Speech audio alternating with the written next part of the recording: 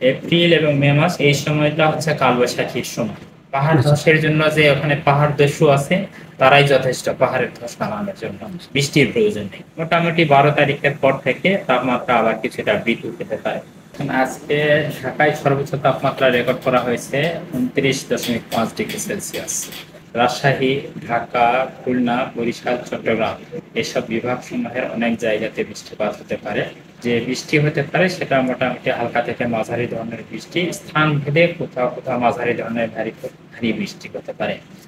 আর এছাড়া গত 24 ঘন্টায় সবচেয়ে বেশি বৃষ্টিপাত রেকর্ড করা হয়েছে রাজশাহীতে। আমরা আশা করছি যে আগামী 24 ঘন্টায় বৃষ্টিপাতের ব্যাপ্তি বা এলাকাটা বেশি হতে পারে রাজশাহী, ঢাকা, খুলনা, বরিশাল এবং চট্টগ্রাম বিভাগ সমূহের বেশি এলাকাতে। যে বর্তমান যে অবস্থা, এই অবস্থা আগামী আরো 2 থেকে 3 দিন অব্যাহত থাকতে পারে।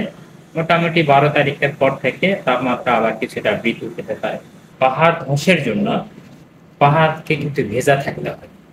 সাধারণত টানা 5 দিন 7 দিন ধরে যখন বৃষ্টি হয়, বৃষ্টি হওয়ার পরে একদিন হঠাৎ করে 2 ঘন্টা বা 3 ঘন্টা বা 6 ঘন্টা এই সময়ের মধ্যে ভারী কিংবা অতি ভারী বর্ষণ হয়, তাহলেই কিন্তু পাহাড় ধসের মতো ঘটনা ঘটে। কিন্তু গত কয়েকদিন ধরে কিন্তু চট্টগ্রামে এরকম কোনো বৃষ্টি হয়নি। এখন এটার সাথে আরো কিছু বিষয় জড়িত থাকে। এখন আপনি হচ্ছে পাহাড়ে পাহাড় ধসের জন্য এখন বৃষ্টিপাত দরকার পড়ে না। পাহাড় ধসের জন্য যে ওখানে পাহাড় দস্যু আছে তারাই যথেষ্ট পাহাড়ের ধস নামানোর জন্য। বৃষ্টির প্রয়োজন নেই। এপ্রিল এবং মে মাস এই সময়টা হচ্ছে কালবৈশাখীর সময়।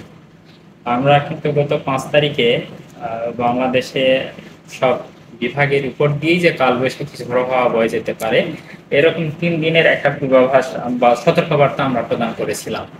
আজকে সেটি আবারও 3 দিনের জন্য আবার এটা বৃদ্ধি করা হতে পারে। বাংলাদেশ সরকার একটা নাম্বারকে একেবারে টোল ফ্রি নাম্বার করে দিয়েছেন। সেই নাম্বারটা হলো 1090।